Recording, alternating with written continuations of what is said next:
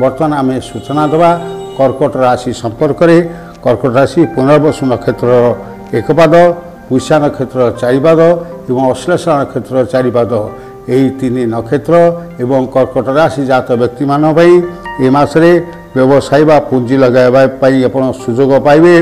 जदि से सुजोग मिले आप हाथ छड़ा करूँ ना, आप आर्थिक लाभ निश्चित हम। मुख्य आय को छाड़ी आप अन्य सूत्र आय कर संभावना रही। अर्थ रोजगार पर मासटी आपण बहुत अनुकूल हो, अल्प परिश्रम आप अधिक अर्थ रोजगार करें। आपण वाणिज्य बा व्यवसाय निश्चित भाव आर्थिक लाभ हो, भाव प्रवणता आपणकर प्रकाश पाइब।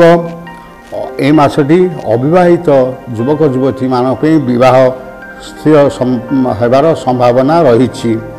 आपणकर ए मासटी बहुत भल होमासे आपणकर भाग्य तो हेब। आपण परिवार रे सुख शांति पाइबे। दाम्पत्य जीवन मध्य आपणकर सुखप्रद हेब।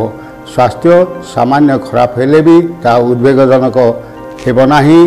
बंधु परिजन रे आपण प्रशंसित हेबे, किंतु विदेश रे कष्ट पाइबार संभावना थिबारु दूरयात्रा बा विदेश यात्रा करंतु नाही। आपणकर एई मास रे सबुथु भल कटुथिबारु किंतु बंधुवर्ग रे कलहर संभावना थिबारु आपण सेप्रति टिके सतर्क रहिबे। एई राशि जात महिला माने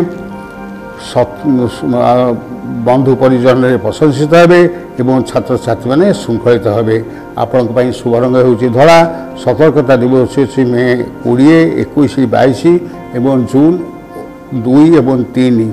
आपण जदि प्रत्यह ओं सों सोमाय नमः, पुनश्च कहूछि ओं सों सोमाय नमः, यही मंत्र 28 थर जप करती ताहले आपणकर अशुभ फल परिवर्ते आप निश्चय शुभ फल पाइबे।